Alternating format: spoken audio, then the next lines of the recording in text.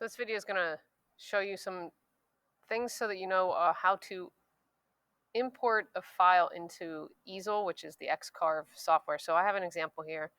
This should be linked on your classroom assignment. And this is just a Melrose M logo. So you have to first decide what it is you want to export. In this case, I want to export this entire surface because it captures every feature on this cut. I could instead export just this M, but then all I'll have is the M and I won't have the other two circles. So make sure you pick wisely which surface you're going to export. And note you're exporting a surface. You're not exporting a feature or anything that's been extruded because all you're getting is a 2D drawing when you do this. So I'm going to say export as DXF, which is a drawing format. And you can just leave all of this standard. I'm going to change this. Let's say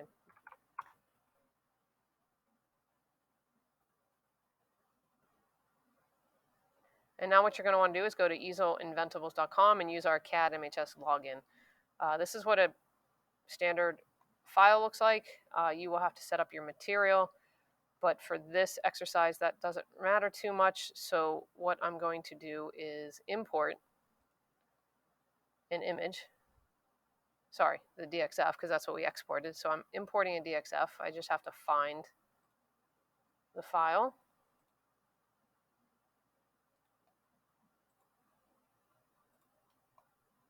And now you can see that's exactly what we want. So I'm going to hit import. And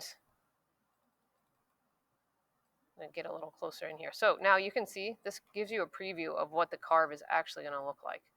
So the first thing you'll notice is that the circle is being cut off of the edge. And now that's might give you really good efficient use of your material, but I don't really like that. So I'm going to select the whole thing. And if you go to this shape tab, this actually controls position and size of everything. So right now it's locating the bottom left corner. So I'm just going to move it a little bit in both directions. So let's say 1/4 inch in both directions. And there we go. Okay, so that's the first thing, just to get that centered better. Now, a couple things. The difference, if I click on this, you'll see what was brought in is this blue line. And Easel is cutting with a 1/8 inch bit. So that's why this black line is 1/8 inch thick. You can change the bit size to whatever it is that you plan to use. Let's say it's a 16th, and you can see that this line got much thinner. So let's leave it at 16th for now. The other thing I want to show you about is the cut location. So first of all, I want this rather than only cutting this little circle. I actually want to say cut the entire thing. So rather than cut on shape path, I want to say clear out a pocket. So you can see this gives you a good preview. And it shows you that the blue is basically what's going to be cut. So it's going to cut that whole thing. So now that's going the whole way through. Next thing, if you look, this is the blue line, like I said before, that shows you what we're cutting. I'm going to change this back to a 16th, or sorry, an 1/8, just so that you see this more clearly. So now you can see that that line is really thick. Cut on shape path means that the center of the cutting bit is going to go right through the center of the line that you drew.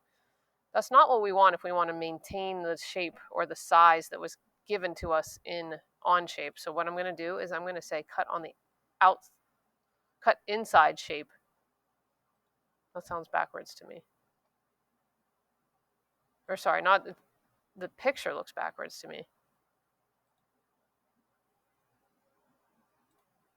So let's just look over here and make sure. This circle should get smaller if it's cutting on the inside, and it just did. So yeah, I'm not sure that this picture is actually indicating what we're doing correctly. But basically, this blue line is what we brought in, and you can see now the cutting bit is on the outside. It basically it's basically showing you where to trace the line, and we are going to trace on so that our cutting bit is on the outside of that line. All right, and so now you can imagine with this M, if we want to maintain the dimensions that were in the metal, you would want to cut this on the inside. And now it looks a little bit funny here, but actually what we want to do instead is clear out a pocket. Yeah. Now, last thing is we are not going to go through the whole material here. We wanted this just to be cut partially through so that it's basically just showing the M but not carving the whole way through. And so now you can see that looks out pretty good. The last thing I want to discuss is tabs. Tabs make it so that the piece, when you're cutting and you're down to that last layer, this whole circle won't go flying out while you're cutting the last little bit of wood apart. So I'm going to click tabs, and you can see now we have 4 tabs. I think 4 is too many, so I'm just going to change it to 3 for this instance because this is a relatively small part. And now these yellow dots show you where the tabs are. They don't show you the preview of the tab because they don't want you to see that, because that's something that we're going to break away in the end. You can actually move these as well if you want. You can change the length of them, the height of them, but that is a preview. Always be looking over here and making sure that what you see here makes sense. The last thing I should probably point out is, I'm going to zoom in so that you can see this more clearly. You might say, well, I don't know what size bit I want to use. Well, you see here that by having a bigger diameter bit, the corner radii here looks pretty pronounced. If I change this and be extreme and say 1/32, now we're not going to cut this with a 32nd, but I just want you to see the difference. Now you see this looks like a much sharper M. The reason I say we're not going to cut it with the 32nds is that is a very thin bit to carve out that much material. So what we could do instead is a 16th. And if you're happy with that, then you go with that. There is one other option. You can do a rough pass and a detail pass. So what we could do is change. Let me just show you this. And so now you can see this really, it looks much better. But we're using an 1/8 inch bit, and basically what's going to happen is going to cut the entire surface here with an 1/8 inch bit, and then it's going to come back through and just do a detail pass here to get those corners better. And you can see when we do that, 6 minutes is for the rough bit, the 1/8, and 30 minutes will be for the detailed bit. And just so that you can see the difference, if I take away this detail bit, change it back to a 32nd, and now simulate it, you'll see it's a lot longer. Now it's going to take 2 hours instead of around 30 something. So that's one way that you can mess with those settings.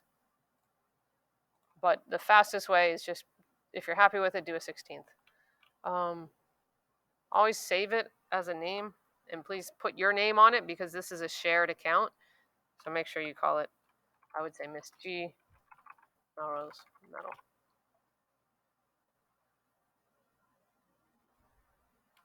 All right, that's it for now.